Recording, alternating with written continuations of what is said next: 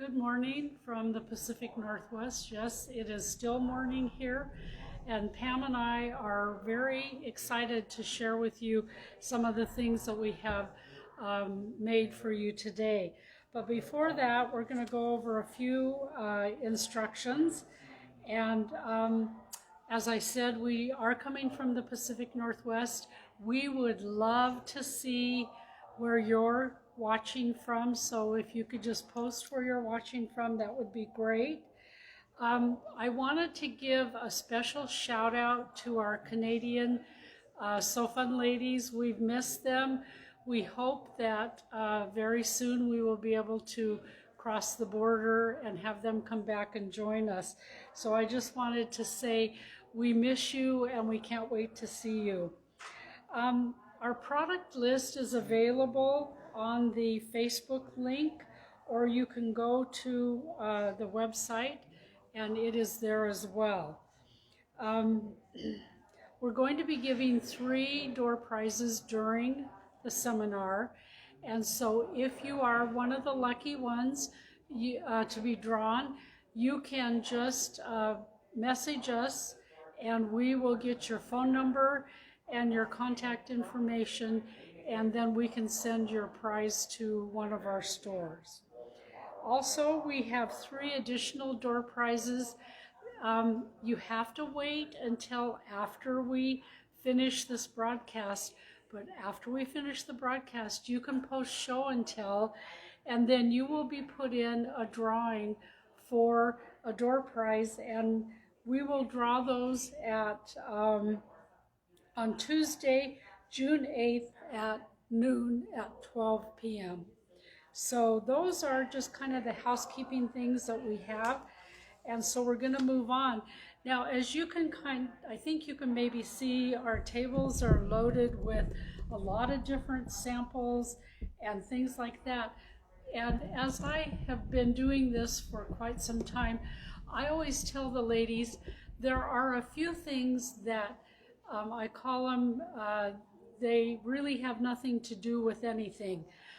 We try to work all of our products into our demonstration, but sometimes we have wonderful things that we can't work in. And this is one of the ones. It is from Art Bin, and it's a great organizer. And you can see it's larger than any of the organizers that I have. And the holes here are nice and large so that you can put bigger things in them. And then it has a little tray here, and you can see that I have some wonderful wash away or tear away tape here, and I'm going to be showing you that in just a little while.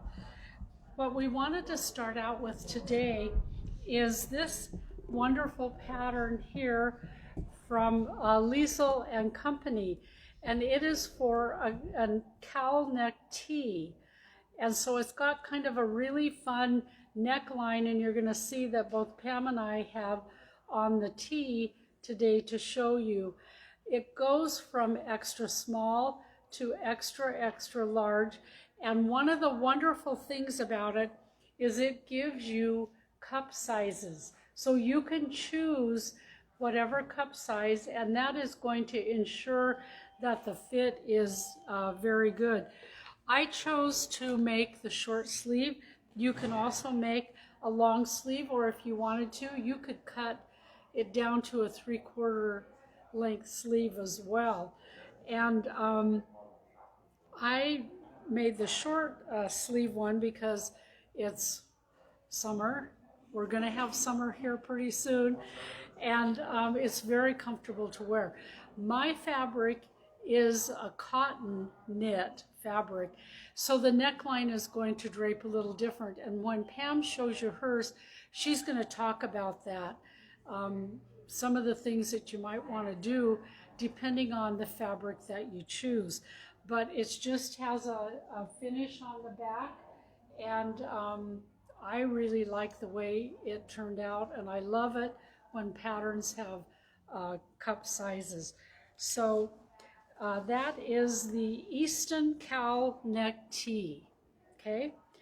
The next thing we're going to talk about is the Jakarta table runner, placemats, and mug mats. And Pam is going to be giving you a demo on these. I'm just going to mention mine, and then we are going to turn it over to Pam, and she's going to do some demoing on the machine.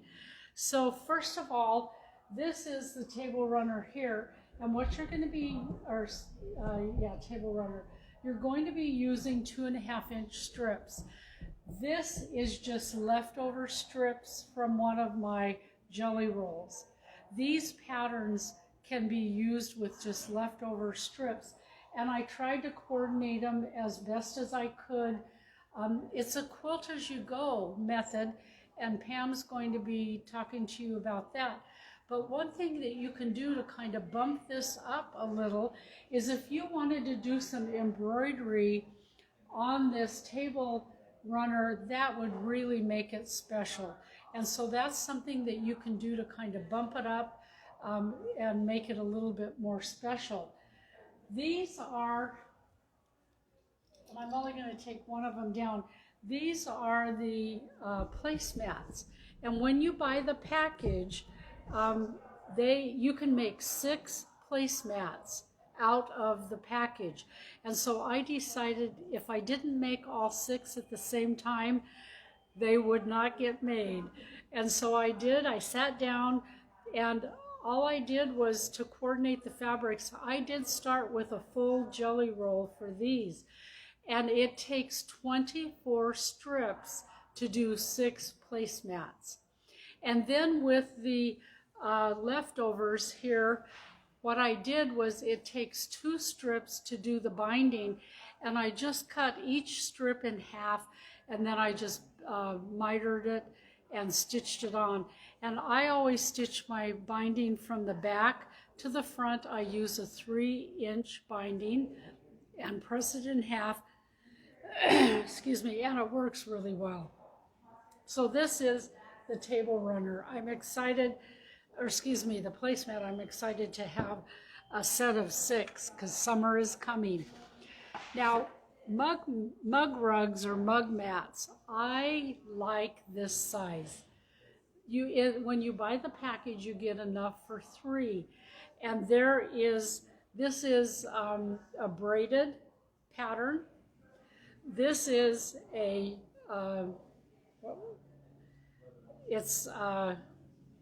I can't remember what it's called. This is the log cabin. There's 3 different patterns. What is it, Pam? So twisted. Yes.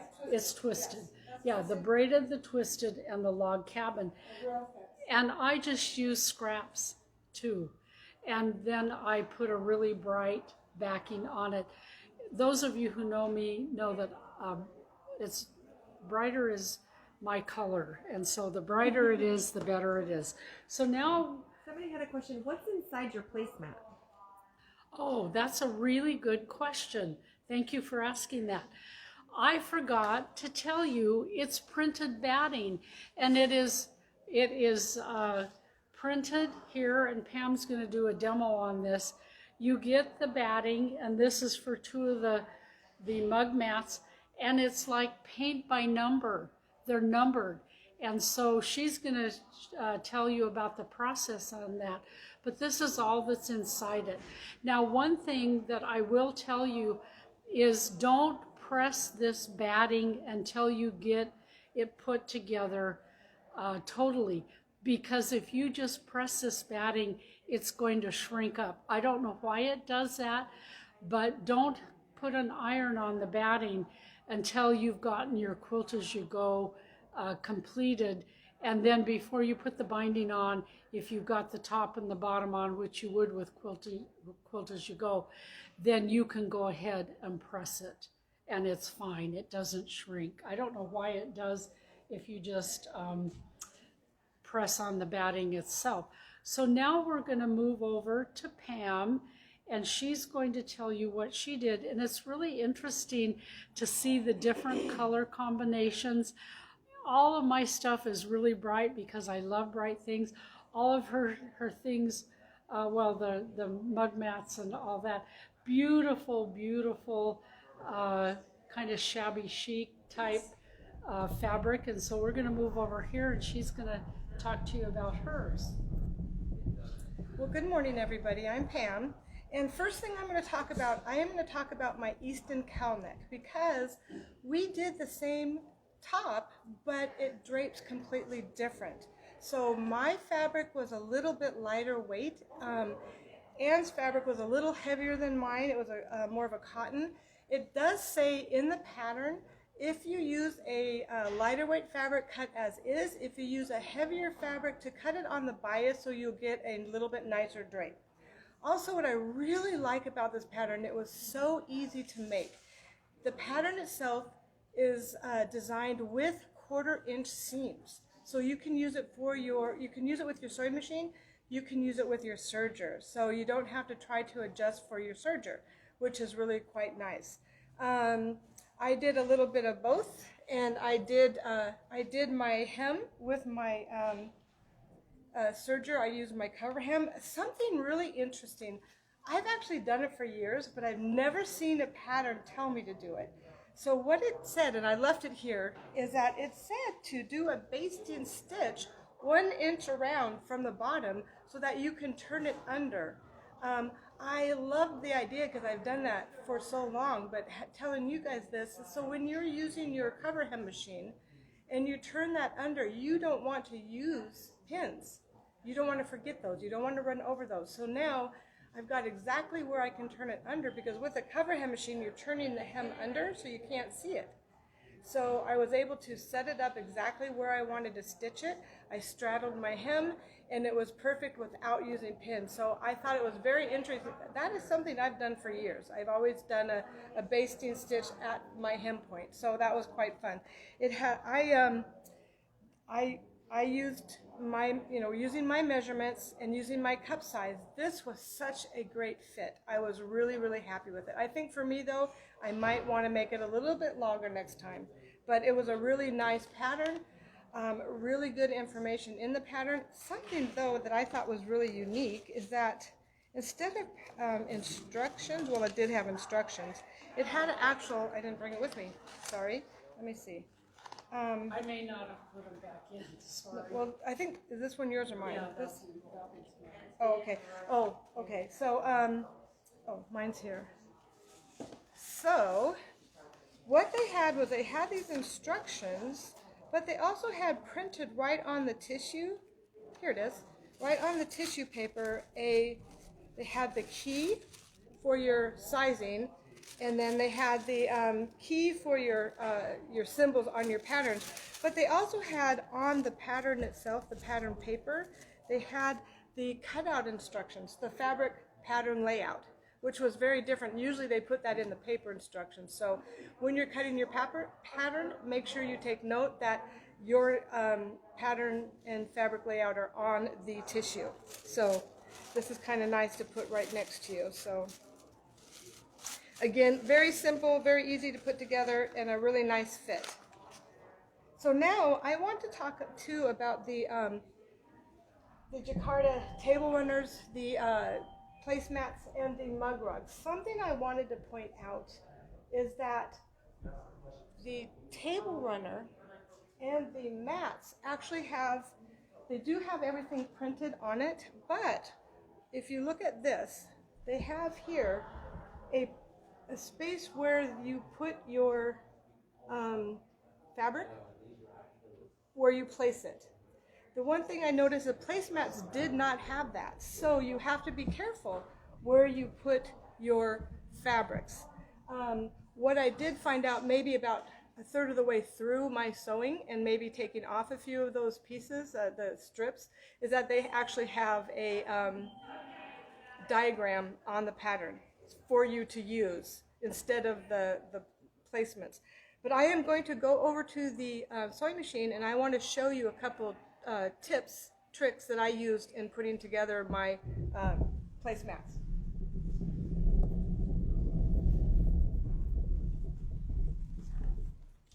So, okay. So when you cut these out, they're numbered. Each one has a different number, so it's not a bad idea to either stack them or number them. So this is number 1, this is number 2, and this is number 3. Normally I would have used different fabrics, And that was for the mug rug. But something I want to do first. You are going to spray this down with some 505 or some quilt spray. What I did was I actually, let me see if I'm sewing here. I actually stitched my outline around. And the reason why I did this is because when I get done, the fabric has covered all of my outside edge, and I can turn it over now and square it up so much easier than trying to flip it back and looking to see where that is. So I literally just sewed right through here, following my outside edge.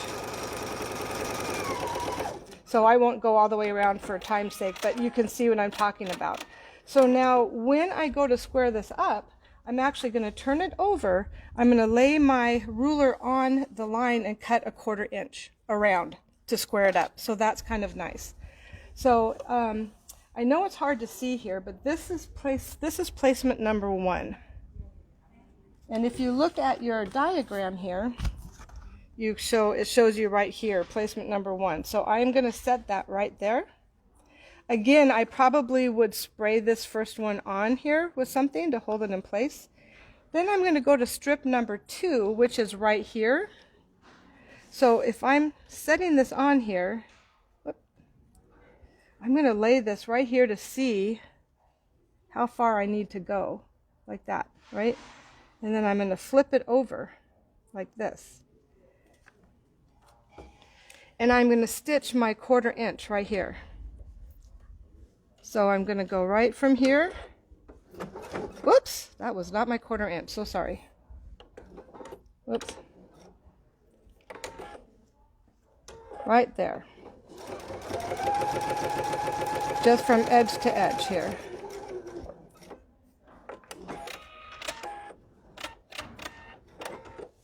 It's funny, I have this machine and I'm still looking for the buttons.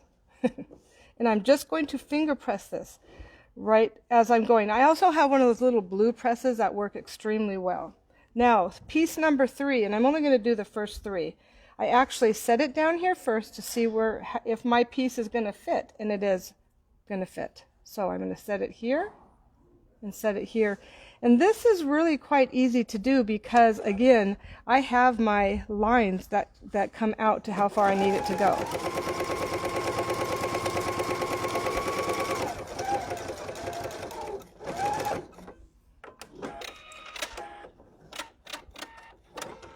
So as you can see, this is just stitch and flip. Very much, it's so easy to do. Very cute. What I do want to show you on the larger one is that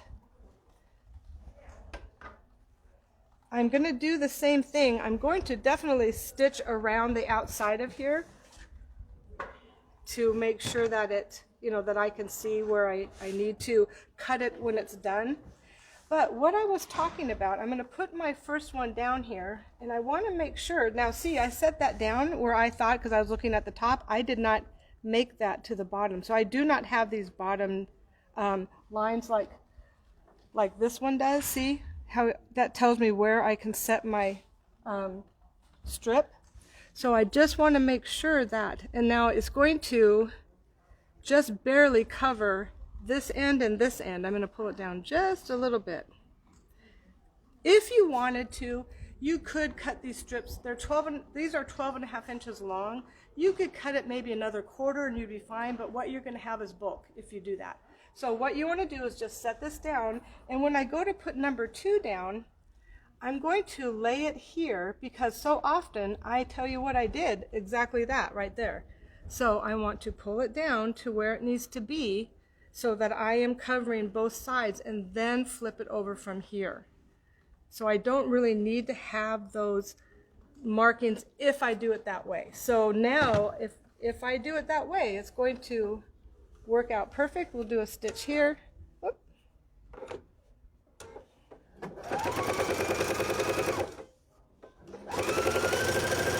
And they're 1/4 inch seam allowance, just like a quilt.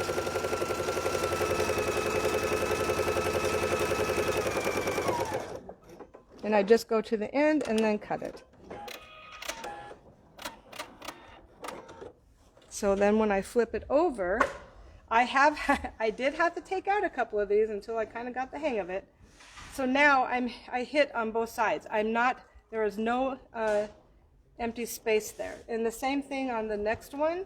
You're going to put this down here and make sure that you are looking at this bottom corner and this top corner are your two important places to look.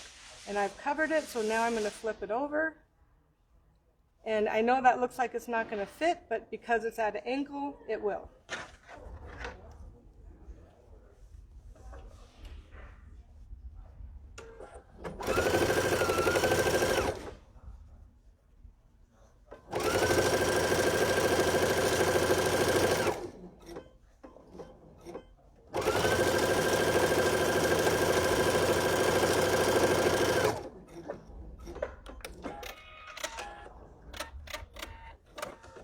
I think these are really fun to do. They make really, really great gifts because they are really quick and easy to put together. I do want to show you one more thing that I did, but I'm not going to finish making these because I think you guys got the idea.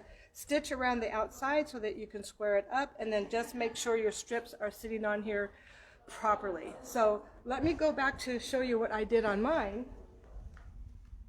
I'll wait for Carrie to catch up with me. I walk too fast. Okay, so I had a lot of fun with these. These are exactly what Anne said, shabby chic. So I have kind of that theme going in my kitchen. So I really, really like these. But what I did, and I brought a piece with me, I took all of my scraps, just like Anne did, but I cut them in 5-inch and 7-inch pieces, and I stitched them all together so that I have all these different lengths. I did, like this one, it was 3 inches. This was 5 inches. This was 7 or 9 inches. So I just mixed and matched all of my extra pieces that I cut off the ends of my strips.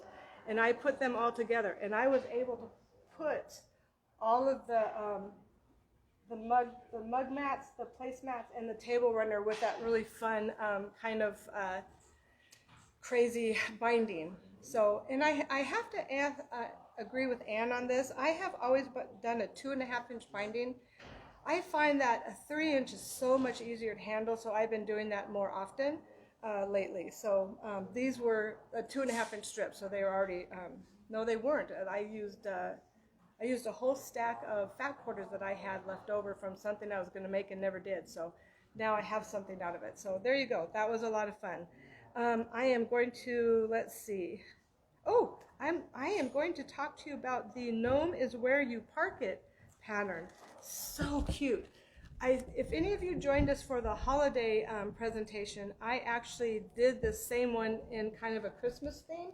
And this is the one I did right here for Christmas. These are so fun. Now, again, this one's really wimpy in my opinion. I put exactly the amount of polyfill that they told me to, but now look what I did here. So here is the one for Gnome is where you park it. It's a bench pillow. This has 2 times the amount of polyfill in it, so it's nice and fluffy. It has 2 zippers in it, so it's easier to put the pillow in because it is so thick. But aren't these adorable? Look at this. I want you to know that this is so scan and cut friendly. It just makes it so easy to put together. And then a lot of embellishments here, just really a really fun thing. And there's a whole bunch of these. So they're for the different seasons, so they're a lot of fun. Now the scan and cut, the new 230D and the 230DX does fabric. The D has Disney, and so you have an actual fabric mat that you can use. So it sticks really well to the mat. You can put your iron on whatever you use. I do use the Steam-A-Seam Light because it's pliable and it's double sticky, so I can pick them up and move them and adjust them as I need it. So that's kind of nice to do. So the scan and cuts, these are definite scan and cut projects. So really, really fun. Does anybody have any questions about that? No? Okay, good. I'm going to put it right back up here. Now we're going back to Anne. Thanks, Pam. You have some really great tips and Quilt As You Go is something that everybody loves. We are going to draw for the door prize, and the lucky winner of door prize number 1, this is intertwined. It is a quilt from Cozy Quilt Designs, and you can make from a baby clear up to a king size quilt. And this goes to Lisa Coville. And so Lisa, if you will message us, we will get in contact with you on how you can pick up your door prize here. So I'm going to move into something that was just really fun to do, and it's done on an embroidery machine. And this is called the reverse applique notebook covers, and it is from OESD. You have 10 different designs. You have 2 of 5 different designs, and they come in a 5x7 and a 4x6 for the notebook cover. And so this is really a fun project to do. And what you're going to need is you're going to need some lightweight stabilizer, a tearaway stabilizer, and do use a lightweight one. You're going to use fusible woven interfacing, which is the Shape Flex 101, or you could use probably any type of interfacing that you have. That is to interface the lining pieces so they don't shift when you're putting your whole sandwich together. And then something that I had never used before, but I wanted to try it. This is OESD tearaway tape, and there's so many different uses for this. You can use it to put your, when you're doing your designs, sometimes you have to tape them down, and you tape the corner, and what you're going to want to do is you're going to want to kind of stitch through that, and you can pull this right off on both sides of the stitching because the stitching perforates it. And so it's something new that I have not used before, but I am going to be using it. I really like that product. Then you're going to need some cork. And you can buy cork in all different colors. You can buy cork that is natural. You can buy cork that has been dyed, and you're going to see a couple of examples of that. But what I'm going to show you now, this is all made in the natural cork. So this is one of the covers that I made. Now, the hardest thing about this project is finding the notebooks. I thought I could walk into any Office Depot or whatever and find the notebooks. Well, guess what? My daughter told me, I was out in Monroe visiting her, and she goes, just go to Walmart. And I found this notebook for 67 cents at Walmart, and it fit perfectly. It was a 5x7. Well, when I did the 4x6s, I could not find any notebooks that size. So I went on Amazon and I got 5 of these notebooks for less than $1. And they are the 4x6. Now they do have the spiral, and so that adds a little bit of bulk, but it doesn't matter at all. So how do you do these? Well, what you're going to do is you're going to hoop up your lightweight stabilizer, and then it stitches your layout, and you put you just follow in order, and it's going to tell you to cut your cork. After you put your lining and your applique piece, it's going to tell you to cut your cork. And so I was a little bit leery about cutting the cork because I didn't want to cut my applique fabric. I don't know, Pam, did you worry about that? Yes, I did. Well, if you choose the right scissor, you're not going to. And so I went on Kai's website and I found these wonderful Kai, I think they're 5 or 6 inch bent blade scissors. They're curved here. This, I didn't know if this pair would work really well with cork because Kai has some really lightweight scissors that work really great for cutting threads. This is perfect for cutting cork.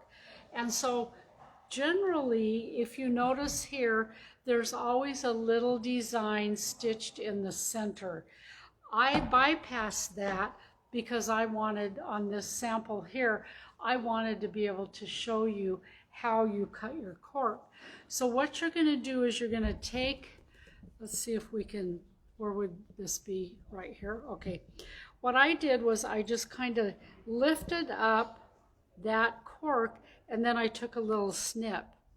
Now I have to tell you that your line around here where you're going to cut your cork is about 1/8 of an inch, but don't worry if it's not perfectly straight because you can't even see it. And so that was one thing that they said. So I'm going to go ahead and cut out to here, and then I'm going to lift with my scissors and I'm going to go around. I hope you can see this. I'm going to go around and cut. Oops, I don't want to get too close to the stitching. And you can see that my applique fabric is peeking through. So then I would just go ahead here and cut. I'm not even measuring the 1/8 of an inch because I can't see it holding it at this angle. But I was afraid you're going to be doing this while it's in the hoop. As I said, I took it, I completed it before I cut it out because I wanted to show you how to cut it. But this cut line right here, the orange line, that is your cut line, and I think it stitches out on number 3. It's the 3rd stitch out, and it is a triple straight stitch, so it stitches it really nice. I'm excited about these because they make really great gifts. We have a leaf design, we have hearts here. Now when you do the 4x6, this will not be the complete design. They will kind of edit out some of the designs. So the 4x6s are a little more simple designs, and these are a little more over the top. And then, of course, I had to do a purple flower here, and you can see the beautiful embroidery in the center. And I just thought that they were really a lot of fun to do. So before I move to Pam, there's one more thing that I wanted to do. I wanted to show you, these are kind of all the rage right now, the folded star hot pads. And I've heard that some people love doing them, some people don't like doing them as much. I really had fun doing these. I surprised myself because they do take a little bit of time. Actually, there's some time-saving tips. There's a couple of videos on YouTube, one from Shabby Fabrics and one from another lady, and I kind of combined some of the tips and tricks from both of those videos to share with you today. This actually is the square, and I made them as trivets instead of hot pads. And this is fabric that we carry here at Quality. It is a Moda fabric. I can't remember what the name of the specific fabric is, but we do have this fabric in our stores. And then this one, I wanted to do red, white, and blue because my house is done in red, white, and blue. This is the round pattern. So I'm going to walk you through how to do this. And when you are looking on our website, there are 3 different things that you can do. You can buy the 8-inch round hot pad pattern here. You can buy the square hot pad pattern. And then we also have the templates. There's a 3-pack of the templates that you can purchase if you want to make more of them. When you buy this, you get 1 template to make 1 hot pad or trivet. And so one of the things that I learned from the lady on the second video was how to make your prairie points easier. What you're going to do is you're going to start with a 5-inch wide strip of fabric from fold to selvage. I didn't cut this as large because it's just a demo. So they say to cut 5-inch squares. So you put your little 5-inch ruler and you cut your squares. Well, why do that? What you can do is you can take this 5-inch strip, fold it in half. One of the things that I will tell you is you need to starch. You need to starch maybe more than once when you do this, because you need these to be nice and precise. And so get out your best press starch and starch it. You can starch it from the back, and then you can also starch it from the front, whatever your preference is.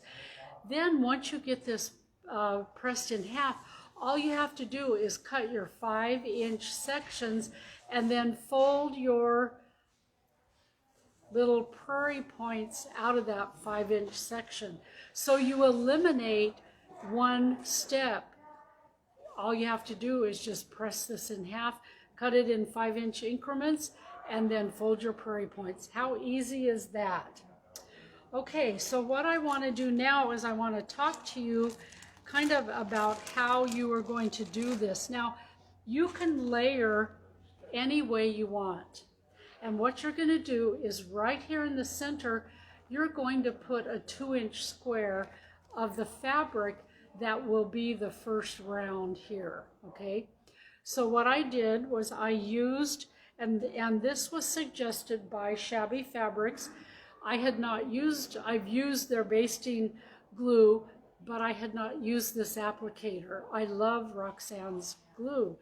And what it does is it has a very precise point, which you can control how much glue that you get on these prairie points. So it has the precise point, and it also has a wide point here. It's got a kind of a little spongy thing there. And that is great also if you need to have a wider swath. So you get 2-in-1 with this, and it's just great. So what I've done is I have taken, and you are going to put 4 of these red squares together. And the folded edges need to meet right here in the center. And then there's 2 different ways that you can start building it out. Now, my brain works better if I have concrete things. I don't pattern well. I never realized that until I started quilting. But I don't see patterns like other people do, so I have to have checks and balances. So the lady that I can't remember her name, she has long, kind of blondish gray hair. She does a lot of videos on YouTube. She suggested that you do it in quadrants. And to me, that made sense to my brain. Now, Shabby Fabrics, they have you go around lifting everything and putting it under. And I thought, I'm not going to do that. I'm going to do this. Now, you will get a little bit different texture or layering when you do it this way. But it doesn't matter, because that's what you're going for anyway, is the texture and the layering. And so what I'm going to do is I'm going to show you, let me see if I can, I need, what do you call those boards that things stick to? Okay, so what I'm going to do to complete this is I am going to put this right here, and I'm just going to build around, and my brain can handle that because it's only 4 pieces. And then you're going to put 1 here, and you're going to put 1 here, and the star isn't perfect, but it will be when I glue it. And you need to just try and make it as precise as you can. But you know what? Mine wasn't exactly perfect, and that's fine, because it turns out anyway, and you have the wonderful layering of your colors, which really helps as well. So that's all you have to do to it.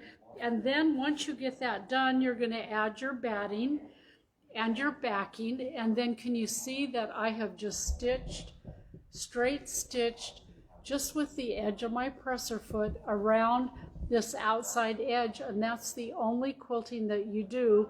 And then I put my binding on, and I showed you last time how I use the faux binding here on small projects, and so that's what I did there. Now, when I did this, I used monofilament thread to stitch. You're going to stitch here, you're going to stitch here, you're going to stitch here, you're going to stitch here, all through these layers. So if I start here, I have to lift, and this is what I lifted with. So when you're stitching, you're just going to be stitching there in the center, and you're going to lift. And I did use monofilament thread like Shabby Fabrics suggested. But on this one, I thought I'm not going to use monofilament thread, because if you put something hot on it, chances are these are just going to be decorative anyway. But if I were to put something hot on it, I didn't want that to happen. And so what I did was I just used, I think I used a navy blue thread. And maybe you can see a teeny bit of the stitching, not really. You don't see much of the stitching at all. And it was just a lot of fun to do. So those are from, let's see, Plum Easy, and that is the Easy Round or Square Folded Star hot pad or your trivet. Okay, so let's, oh, what I wanted to do now is I wanted to just demo a little product. This product here is a mat smoother.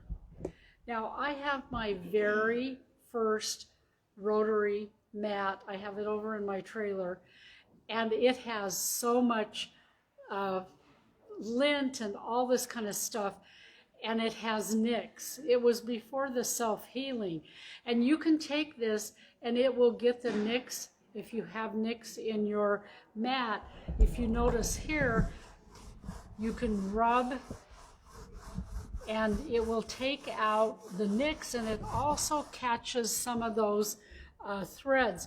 But we also have the lint magnet, and what you do with this is you just put it down on your mat.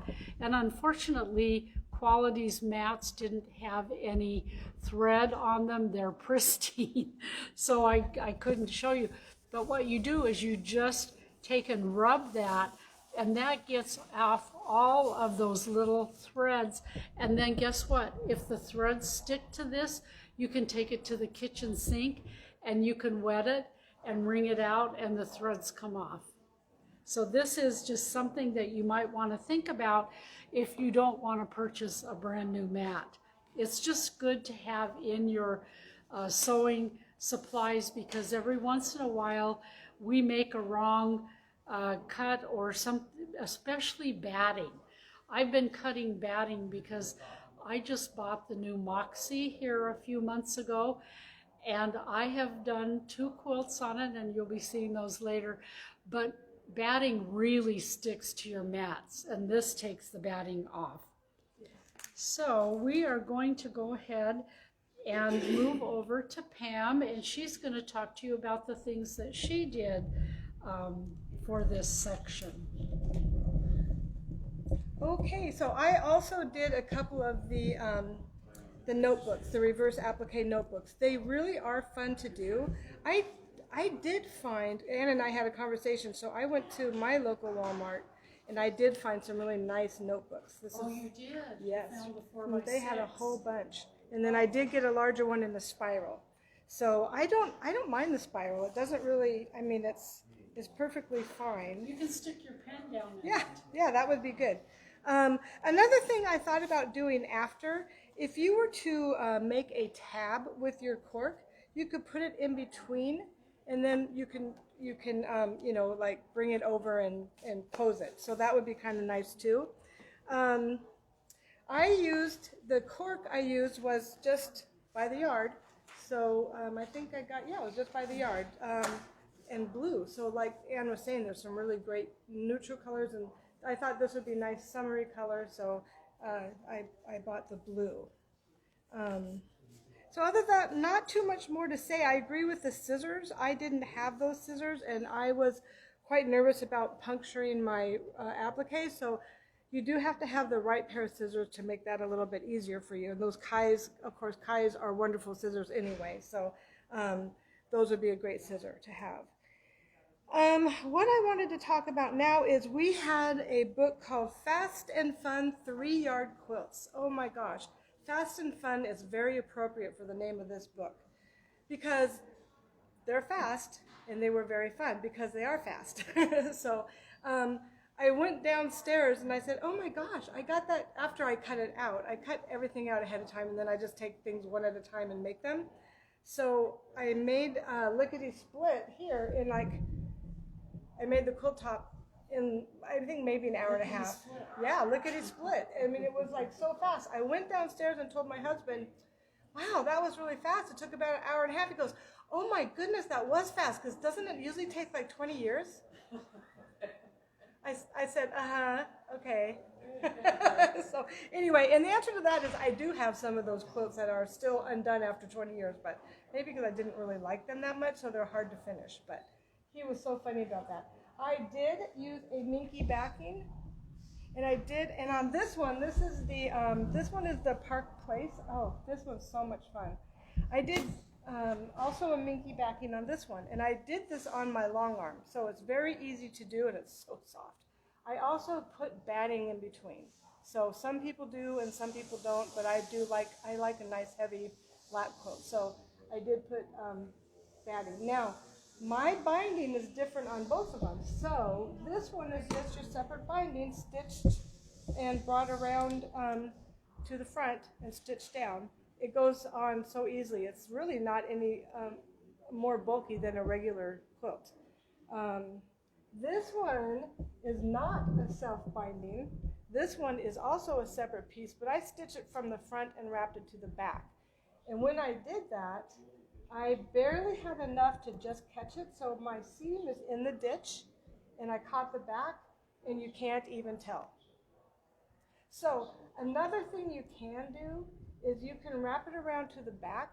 If you have extra, you can go back and trim it close to your seam line because it's not going to ravel. So that's the beauty of Minky. I love it. So that was, again, those are a lot of fun to make. I tried to get my quilting to kind of match the flowers, and then this has puppy paws with hearts, so I put hearts. So those, again, really fun to make. I have a friend that's made quite a few of these too, so we kind of chatted up about how quick and easy they were. So there are several of these books available. We are doing the Fast and Fun 3-Yard Quilts, Fabric Cafe. I think they're all just named Fast and Fun. So you just have to look on the back and see which ones are there. So I do want to show you one of our products is called the Third Hand and the Clamp. It is absolutely wonderful. Been using this for a very long time. I used to do draperies or kind of bulky things a long time ago. This was really nice to hold on to. So here's your clamp that goes on your table, and I have my third hand right here. So I can set my fabric in here. So here I have stitched something, and I need to unstitch it because I made a mistake. So I am going to just get this started here. Maybe. And I am going to take the part of the seam ripper with the little red ball on the end, and I'm going to put that to the inside. And I'm going to stand back. I'm going to let my hand help me, maybe. I hope I didn't bring a dull seam ripper. Nope. And I'm just going to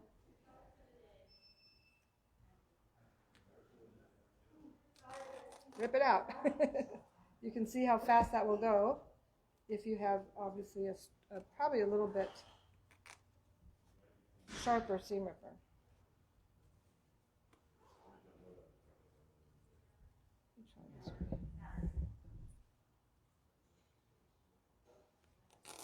There we go. Turned it around, and that worked a lot better. I still have the little ball to the inside.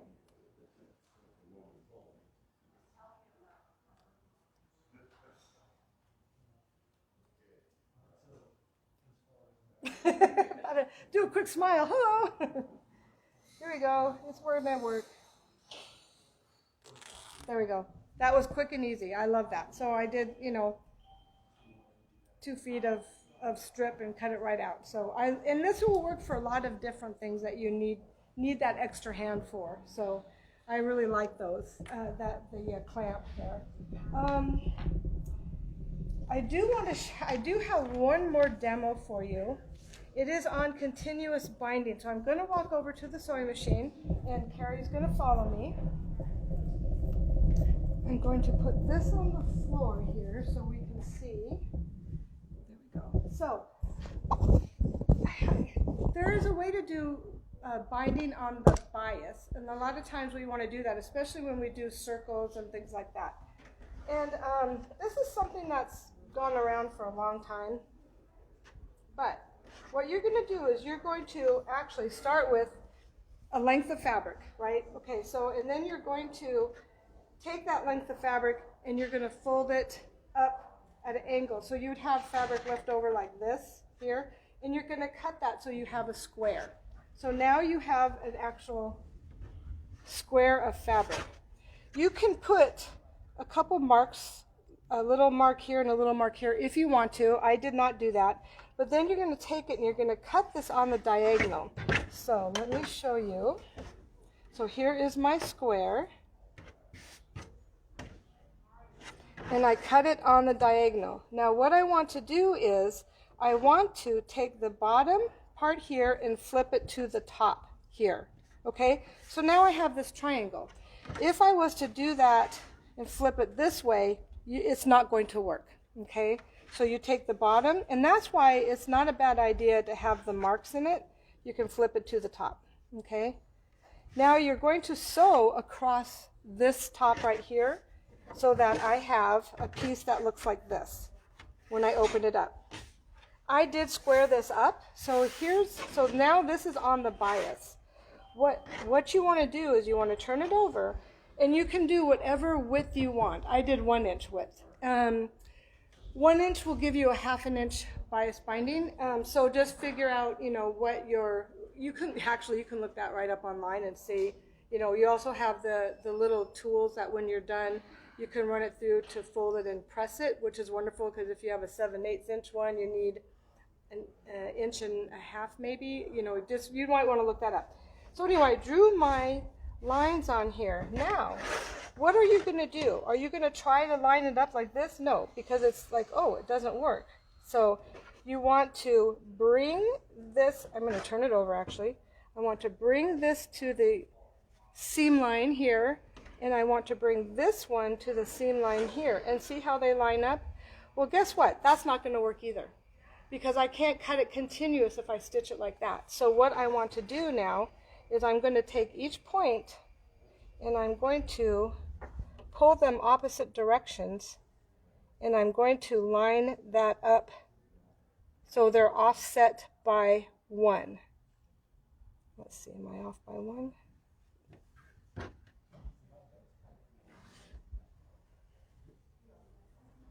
Let me see. Yeah. So this was even. You're going to offset it by 1 right there. So now I'm going to take this. I might not be exact because I don't have any pins here. So I'm going to take this now and I'm going to sew this piece.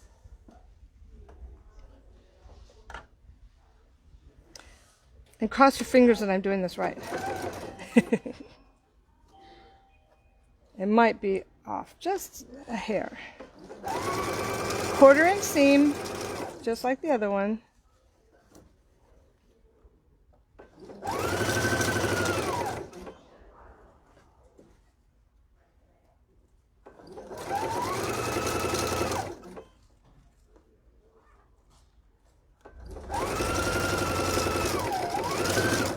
Okay, so now what you want to do is, let's get a pair of scissors, and I have a pair over here. I am going to start cutting on this line. Okay, so I was So when I start cutting this, it's going to end up being a spiral because I offset it by 1. So as I'm cutting this,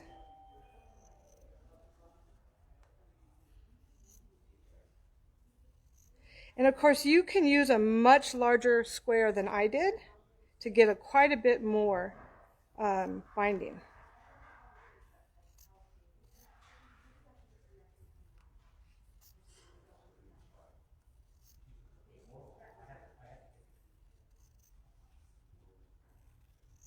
It's a little awkward to do it this way, but I probably would set that at the end of my ironing board and cut it.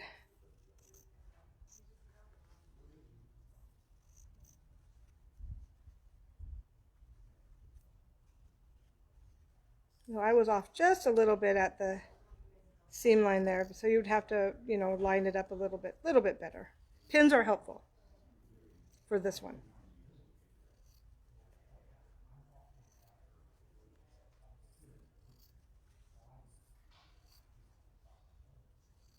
So you can see what's happening here. I'm cutting, and I will continue to cut until I'm all done, and that will be one flat piece on the bias. So I'm not going to continue for time's sake, but I will cut this completely out, and I will have a continuous bias. So now what am I going to do with this? Well, I'm probably going to use it, but I will put it through my folding clover folding tool, or I will wrap this on a spool until I need it later. And I can just wrap it around and just hang on to it on a spool. So if I had done a large quantity, I would probably want to do that just to keep it from getting all wrinkled. So there you go, continuous binding. Not as hard as it looks. I know I've seen these papers and I've tried to follow it. It didn't make any sense. And I actually came across this on YouTube the other day and went, wow, she made that look so much easier. I just wanted to share that with you. So that's a fun tip. That's a fun thing to do. So now we are going to go back to, well, actually, I forgot a couple things I want to bring up. This fabric right here is a grunge fabric, this background fabric, and we carry it at the stores. It is wonderful for these story quilts, I guess you would want to call them, or applique quilts that kind of tell a story. This guy's camping. So it's got trees, it's got a lake, it's got the sky. They're wonderful, and they come in a dark color, they come in a light color. And so they're really, really great for these applique. And all of this fabric came from Quality Sewing. This shirt here, I am not one that wears a lot of color, so I do want to do a shout out to my friend and former coworker, Gail Taylor. Gail, this color's for you. And the reason I say that is because I used to work with her, and she said, Pam, you really need to wear a little more color. So I got a good chuckle out of this. When I picked out this fabric, I thought of you, Gail, and I thought, oh, she'd be so proud of me. So I just wanted to bring that up. Anyway, back to Anne. Yes. Oh, I do have a door prize. Yes. I forgot something here. My goodness, I did do that. Show classy clamps. Okay, so these are some absolutely wonderful, clamps to hang your quilts. They have the small size in 2 colors, and they have the larger size in 2 colors. They each come in a set of 4, which would hold a pretty good sized quilt. This would definitely be one for a much heavier quilt. Easy to hold. Now I was thinking about these too, and I thought, well, this wouldn't be a bad idea, although a little bit spendy, for the design wall, because it'd be easy to take them off, take the design wall off and take it with you. So they just actually screw into the wall, and then they have a, let's see if I,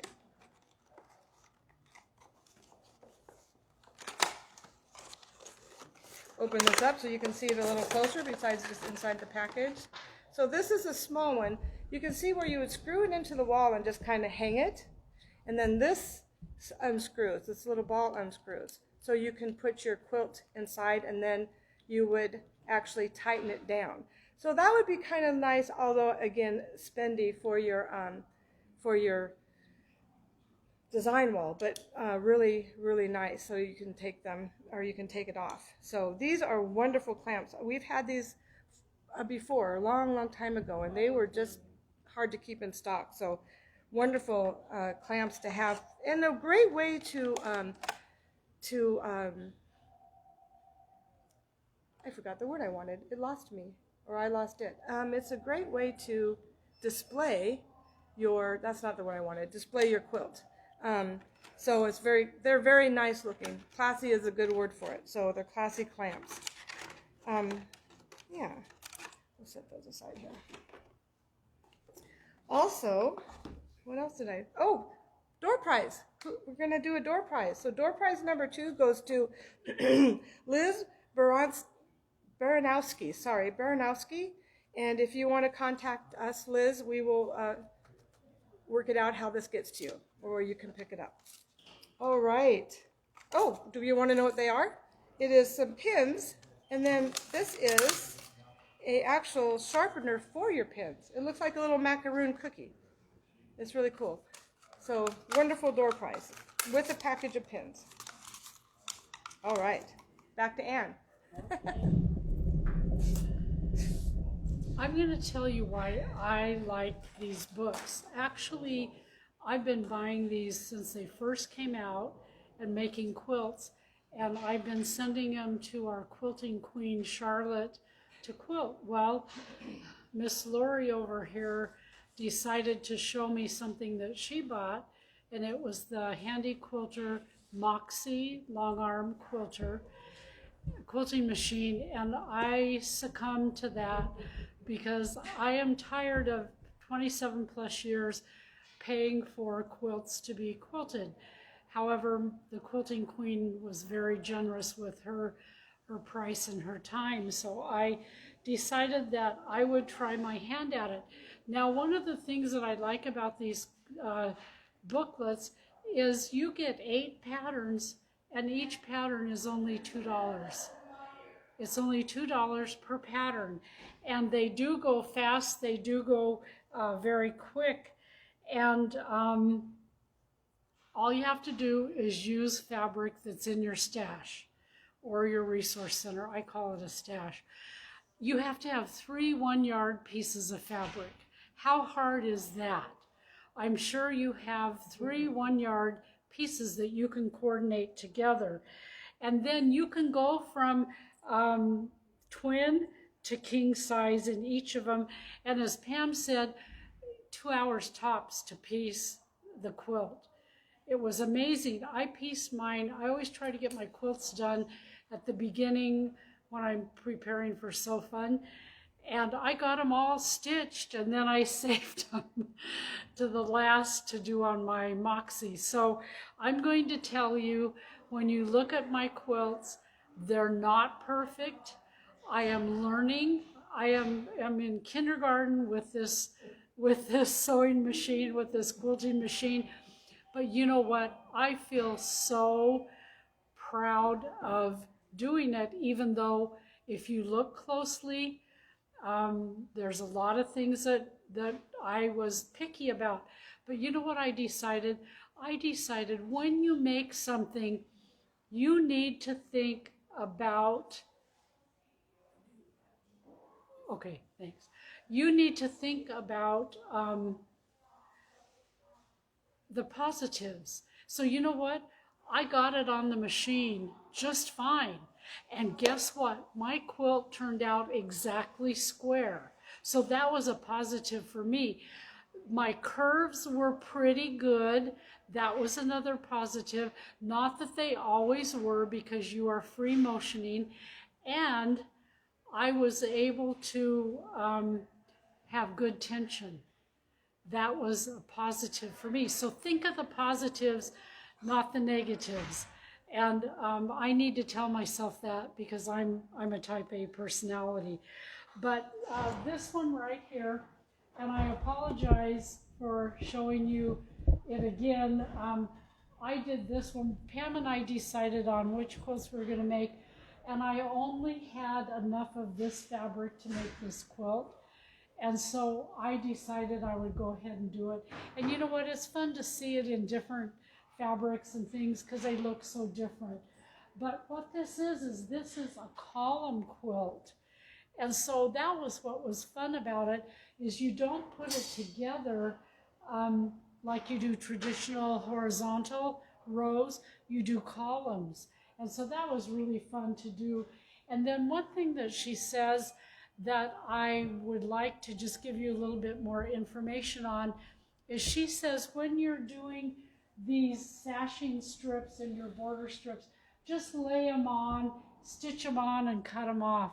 Don't do that. Measure down the center of your quilt, cut these that length. Well, I do the center, and then I usually do a couple rows out here, and then I just kind of take the average to get how long I want to cut these borders.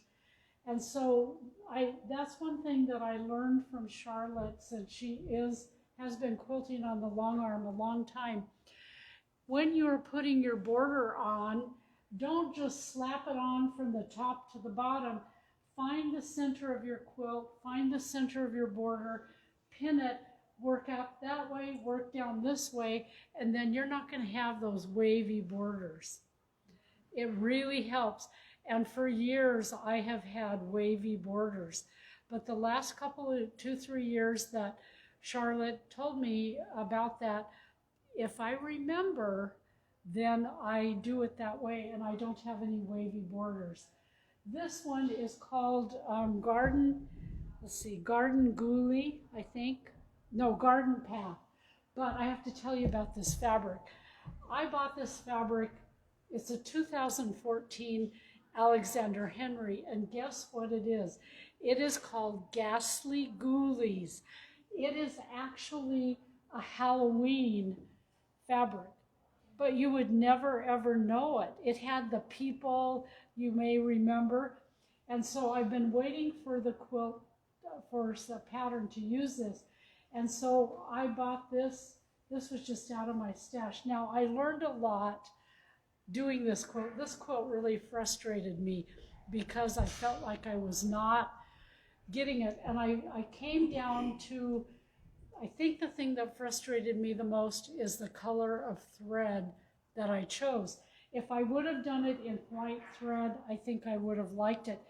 And another thing that I learned, don't match your thread totally to your block because you can't see where you're stitching.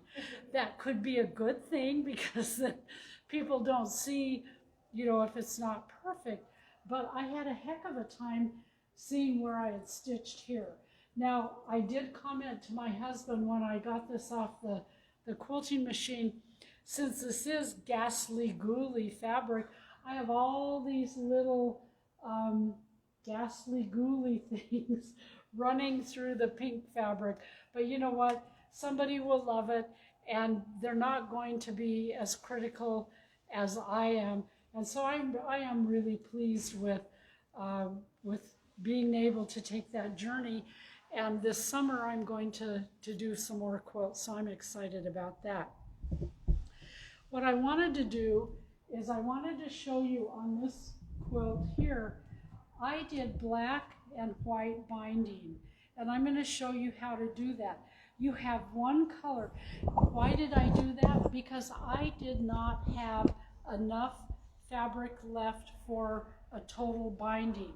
And so if you will, and I'm going to tell you how to cut it, it's one color and then it's another color on the back. And I do put my binding, I use this actually is about 3/8 of an inch wide here. The key to doing your binding, and I'm going to tell you and show you how to do that, is when you bring it around, I do my binding from the back to the front. When I bring it around, I just peek this edge over the stitching that I've already stitched, stitch 1/8 of an inch, and you catch it on both sides nice and even. It does take a little bit of practice, but it's the easiest way. It looks like the Martelli binding system that I have somewhere in my sewing room that I've never used, but I found that I kind of perfected this a few years ago, and it really does work. So I'm going to show you that now. I'm going to go over to the machine, and we're going to do some black and white binding. Now if you look on YouTube, you will find different instructions. And I've tried some of them in the past and I don't like them. And I found this one and I really like it. So what you're going to do is you're going to take and you're going to cut, and I'll put this up here if people want to take a picture with your phone. That's what I have the ladies do so that they have this, or we could maybe put it as an attachment. Okay. So what you're going to do is you're going to cut 2 pieces of fabric. You're going to cut one at 1 7/8, and you're going to cut the other one at 1 inch. And then you're going to seam them together with a 1/4 inch seam. So I've seamed them and this is what it looks like. Then you're going to press them in half, and that is what it's going to look like. Now, if you put, I've got to look at this because I get mixed up. Well, first of all, I need to tell you that when you're making your strips for your binding, you're going to want to miter your strips together. Each color will be mitered in a long strip. Then you'll put your 2 long strips that have been mitered, because you're going to need, usually on these quilts, you need 6 or 7 widths of fabric to go around your quilt. And so you're going to miter them and then stitch them together. And then you want to press it. Now, some people press their binding, some people don't. I have luck with pressing my binding. And on this type of a thing, you're going to want to press your binding because you want a nice edge here. So if you are applying your binding from the wrong side like I do, then the wider is going to show on the right side. If you put it right side of the quilt to the right, to the narrower binding, it's going to show on the right side of your quilt. Did that make sense? That didn't make sense. Let me read it. Okay.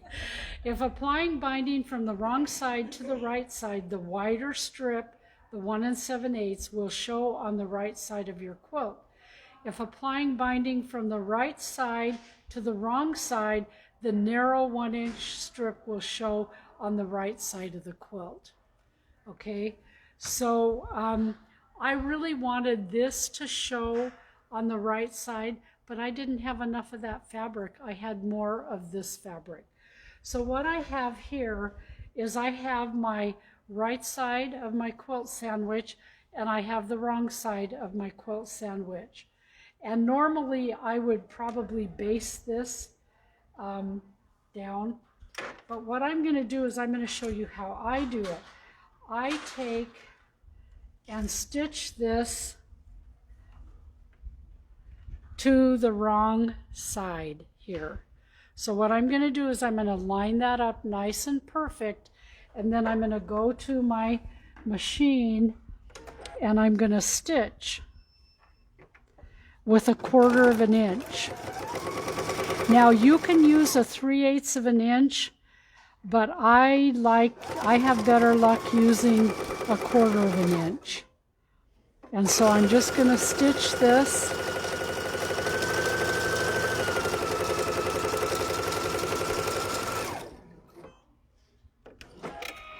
And then all I do is I take it to my ironing board and I press the seam allowance towards the quilt. Towards the binding. And I press that, and then I turn it over like this, and guess what? It naturally turns in the center here. A lot of people do this just for the look, but a lot of people do it because they run out of fabric for the binding. So I told you that what I do, can you see here where I've stitched right there? I'm going to just peek this edge right over that, and then I use my Wonder Clips and I clip it down, and then if I stitch from And I'm going to do that. I don't have any wonder clips, but I'm going to do it. It might not be perfect, but if you do it like I said, I should have brought some wonder clips. You're going to stitch 1/8 of an inch. Now, can you hear the machine knocking? It's knocking and you think, oh, I need to put a new needle in.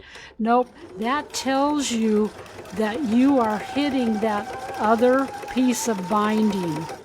And I won't go very far, but we'll turn it around and see if I did hit it. This is not good, but did I say?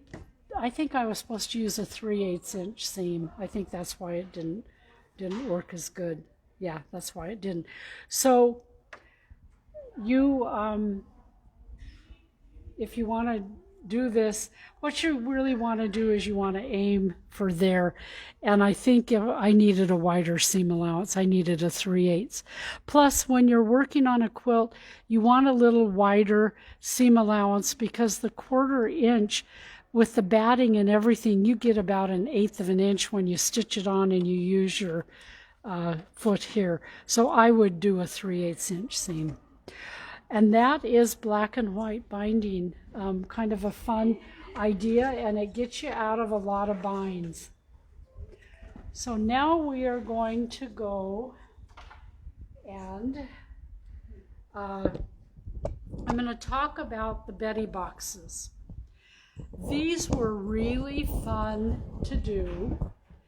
They are all done in the hoop, and what you're going to do is you're going to hoop up some sticky back stabilizer, tearaway stabilizer, and then it's going to stitch out.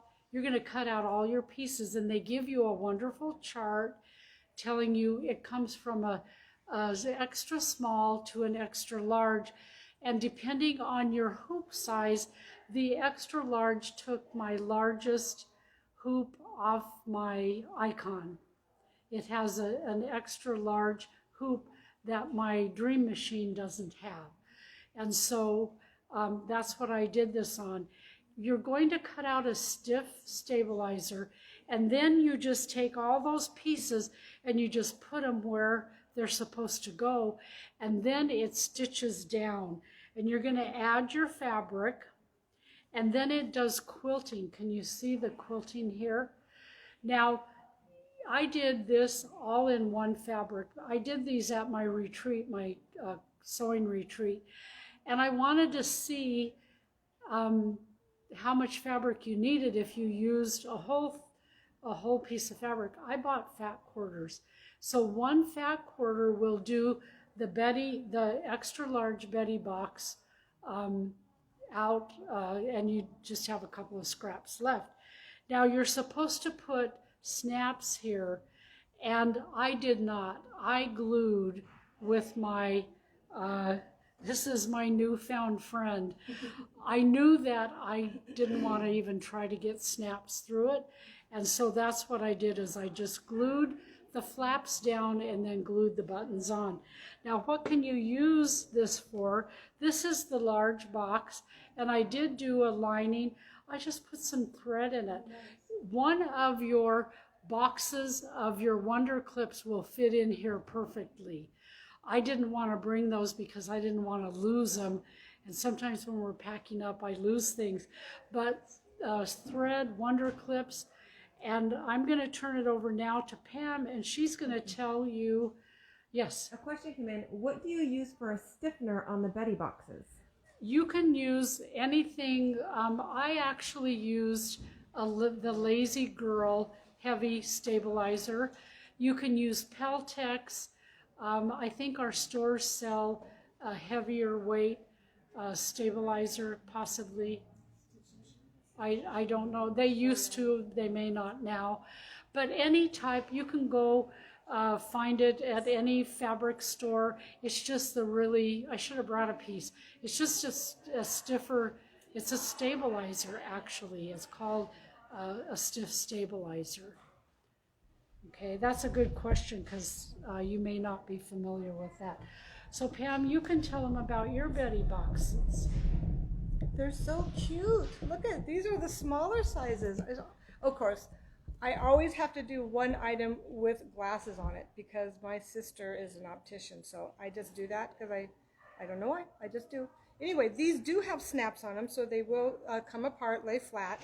But isn't this one absolutely amazing? This cute little, and it still has the quilting on it, but a nice ring to take with you on vacation or anywhere that you're going to be in a hotel or somewhere that's not home, to put your rings in, or something that you don't want to have roll off on the floor, under the nightstand, you know, and you end up losing. So it's a really nice size. This one too would be good for some of your sewing, you know, your wonder clips, and this is a really nice size also. When I opened this, I realized that I have the same fabric that Anne does on her table runner.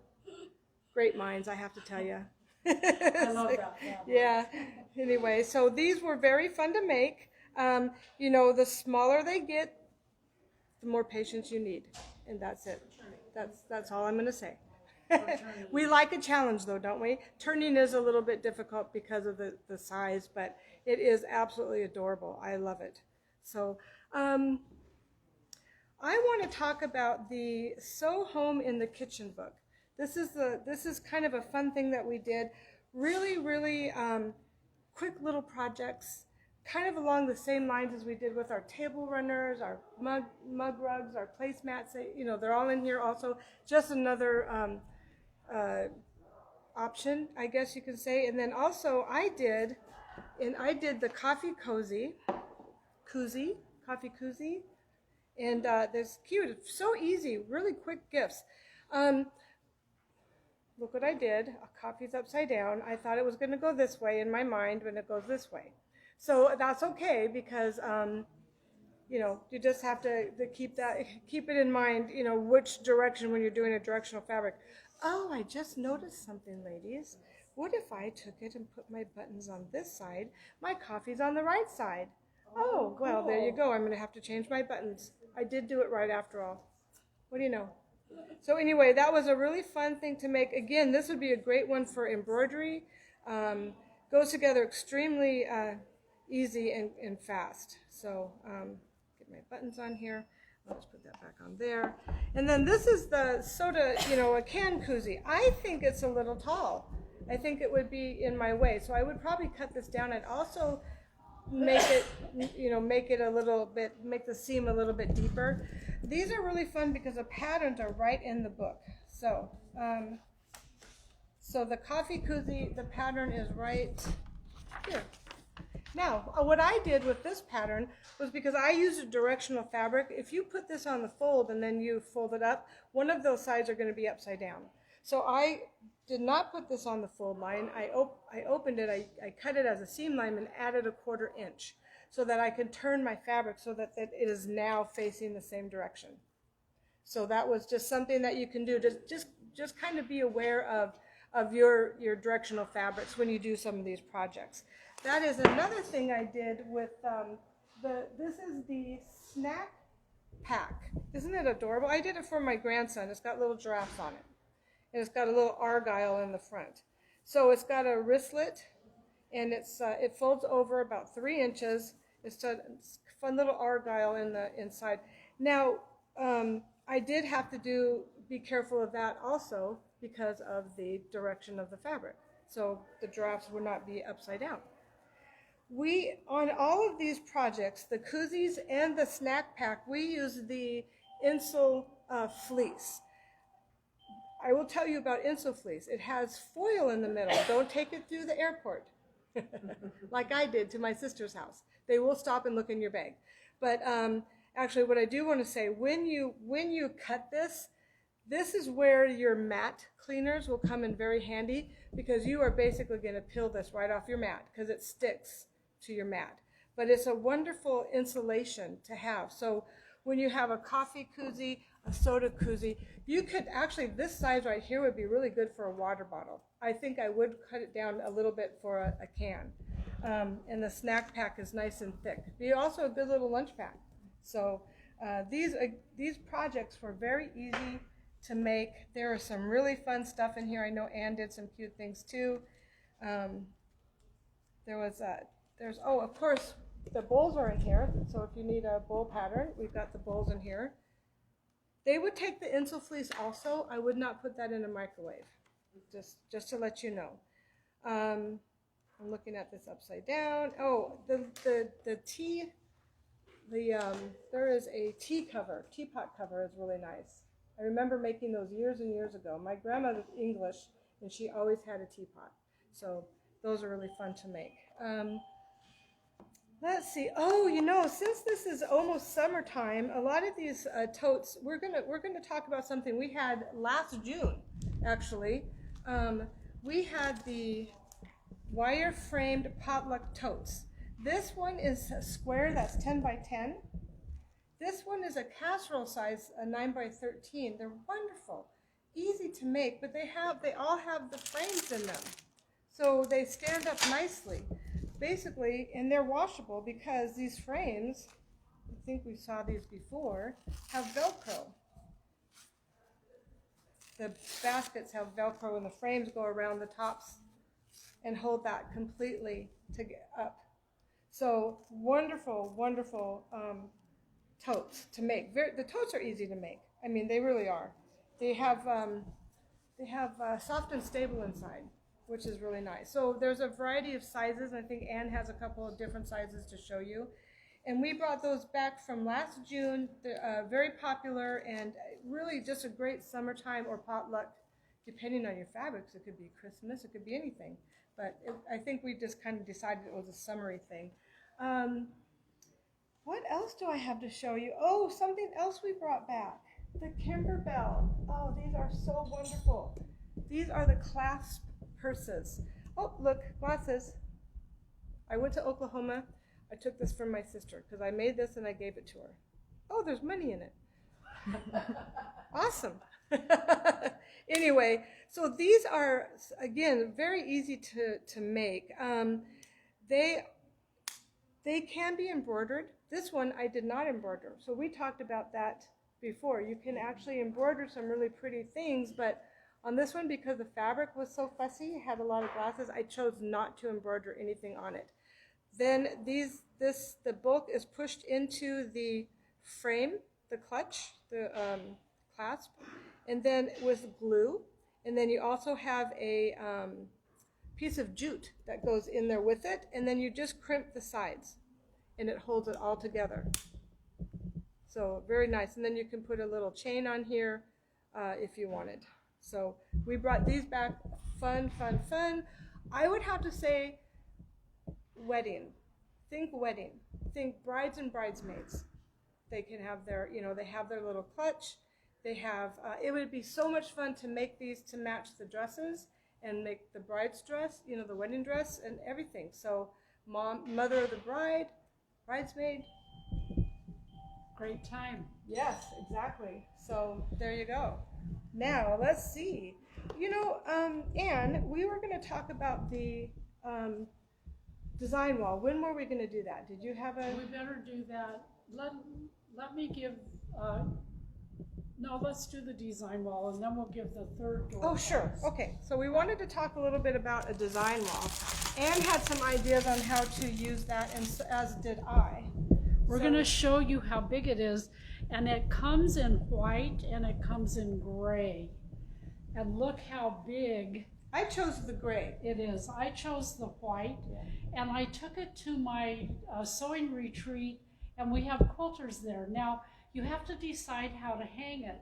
And so I took binder clips and some command strips and put those on the wall because you can take them off, and it worked perfect. Now, one of the things that some of my quilting friends said, they would like a rod in the bottom, just sew a pocket and put a rod so that it would lay out. Yeah, it weights it down a bit, yeah. And I also learned that batik fabrics don't stick to quilt walls as easily.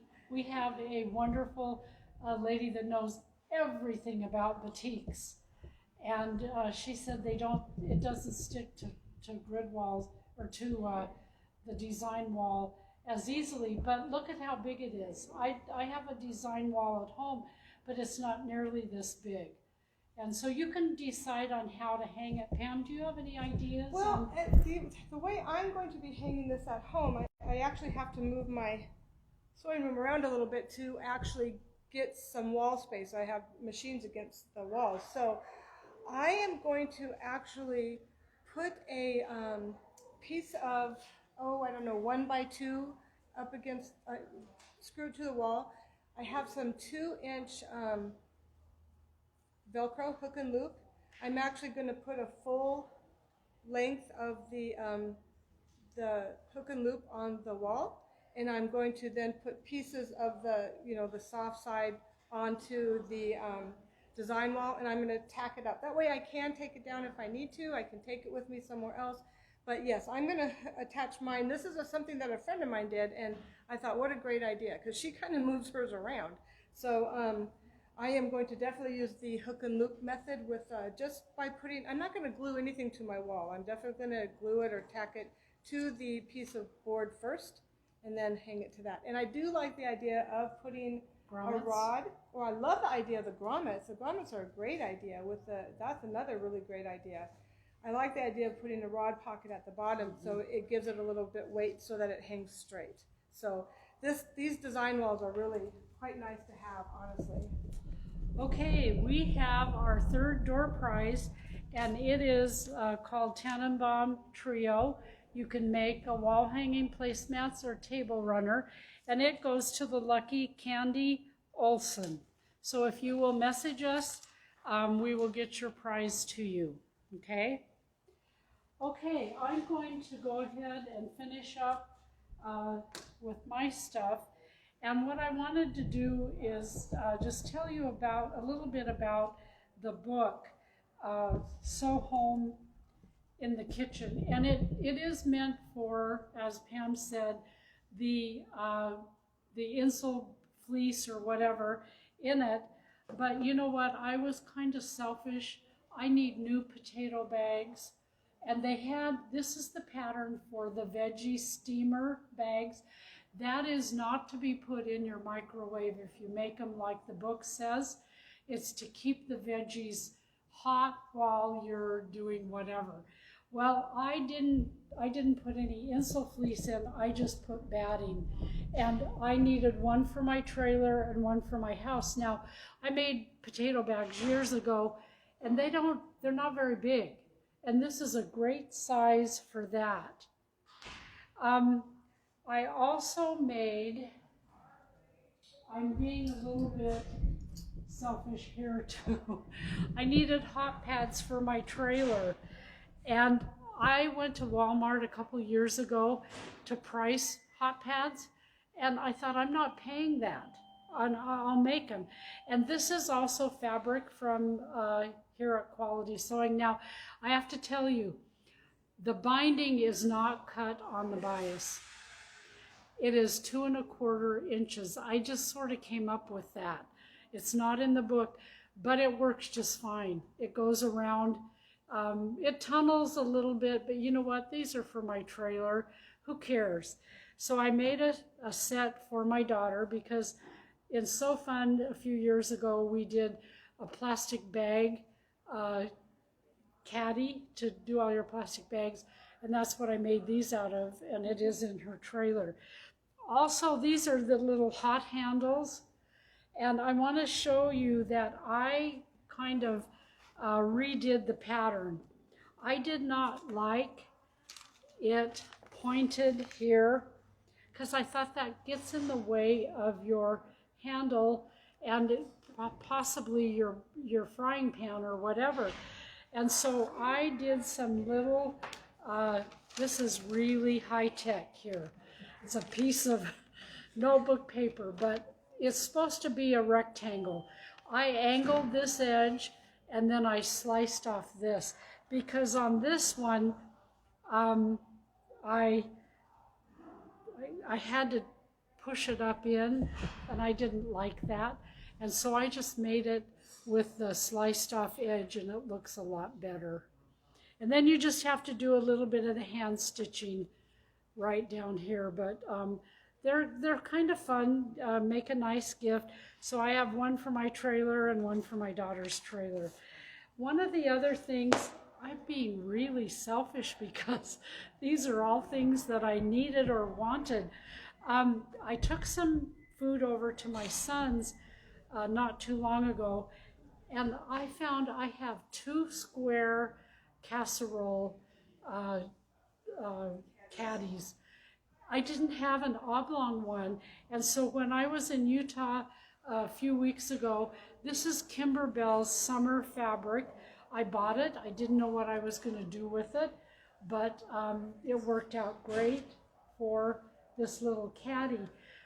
This does have one, I kind of changed how I changed the layering. I have one layer of the insole fleece in it, and then the outside, I just use fusible fleece. And so it's going to, and you put the reflective side. If you use Insole Bright, it doesn't have a right or a wrong side. You can use either side.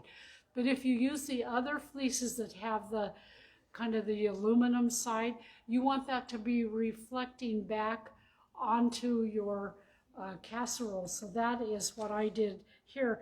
The side that is like aluminum is up here next to this, so it'll reflect the heat back.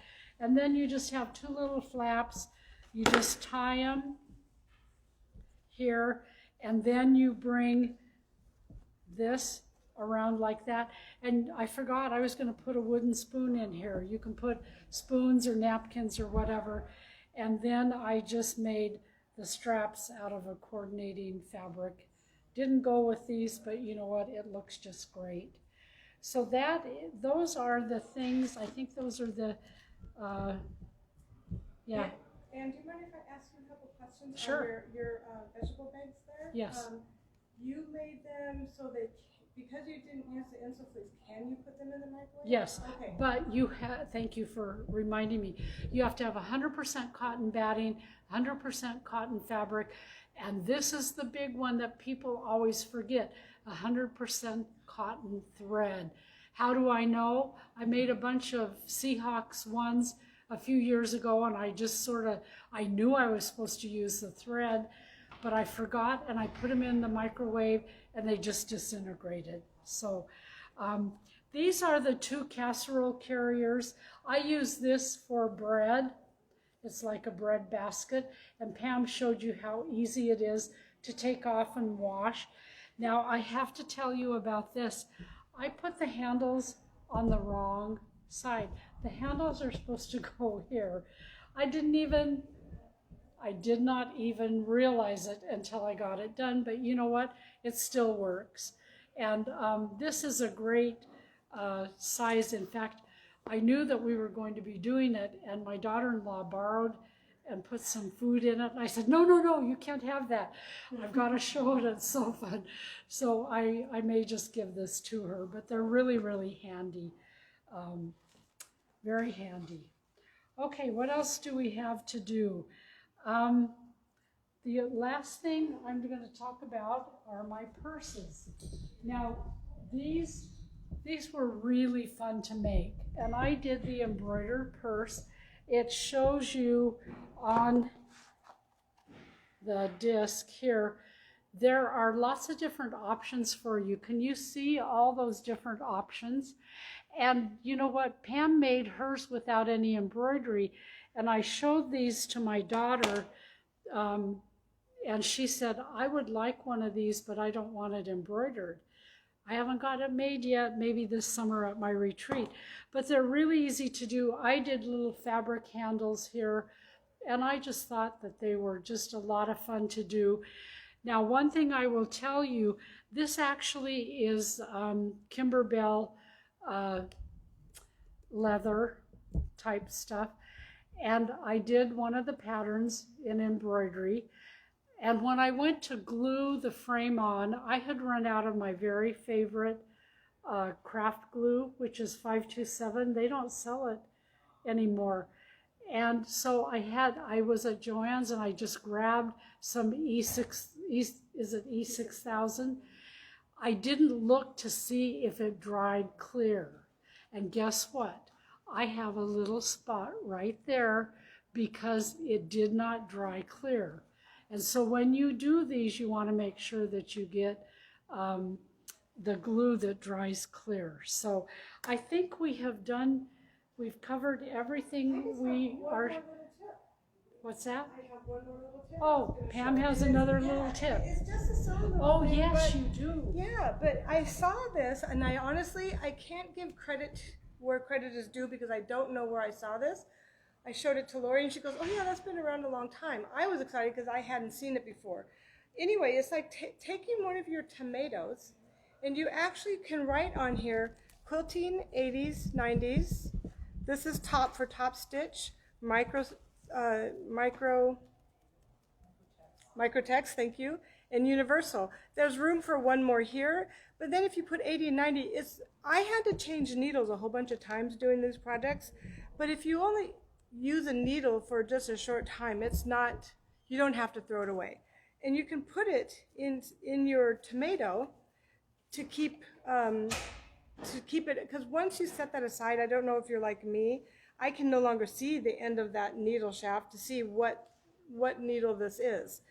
So it's a nice little way of keeping your spare needles or used needles separate.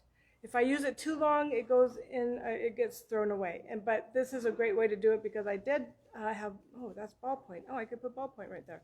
I had a ballpoint that I only used for a few minutes and I needed to set it aside. So I just thought that was a cute little tip. I'm going to say I saw it on YouTube because I go out to YouTube and look for lots of little things. And this somehow came up, I think is where I saw it. But it was just a fun little tip and I'm going to get a lot of use out of it. So there you go. And we're done. Well, thank you for joining us. We have had a lot of fun doing our projects, and we hope that we've got some fun summer ideas for you guys to share with you guys. And we will see you again soon. Thanks.